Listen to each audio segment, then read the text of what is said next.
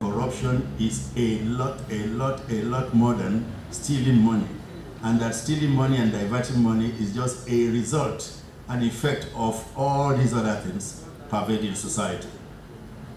There's a thing called, structure called Transparency International. And every year it ranks the countries of the world on, what do you call it, Corruption Perceptions Index. It is not very 100% accurate, but it gives a general picture. All this idea of there is a law and order way of behaving, and you begin to cut the corners because you are a big man, because you are driving a military vehicle, or because you are called honorable. This, or when you call dishonorable people honorable, it is all in the realms of corruption.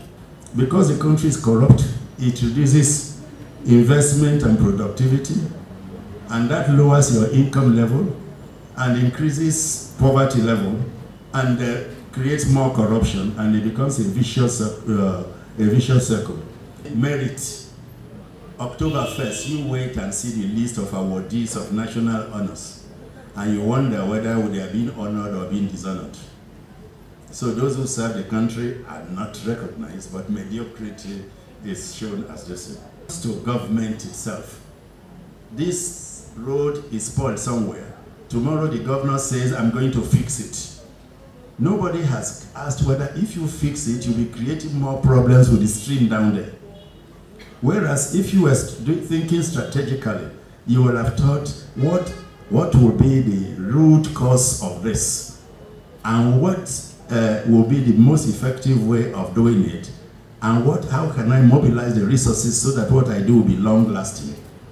But today we put on the surface, and next rainy season it spoils again, corruption. And then I want to relate it specifically to education now. What we do in education, every government tells you is spending billions. But there's a difference, ladies and gentlemen, between spending on education and investing in education. If with your budget, you create new government parastatals, new directorates, new vehicles, new international conferences on education. That is mere spending on education.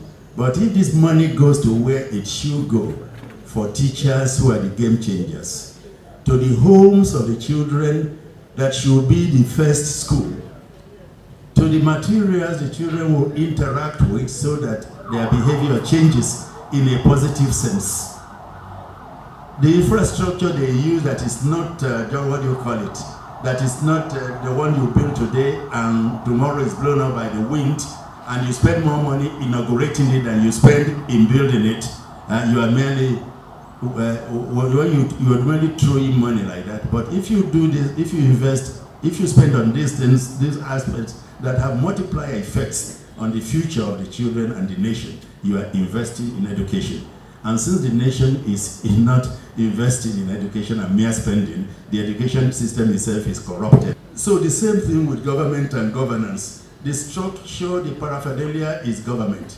But if that paraphernalia doesn't do the work it's supposed to do, there is no governance. And in our own set, whether you accept it or not, we have no governance. I don't care who you voted for.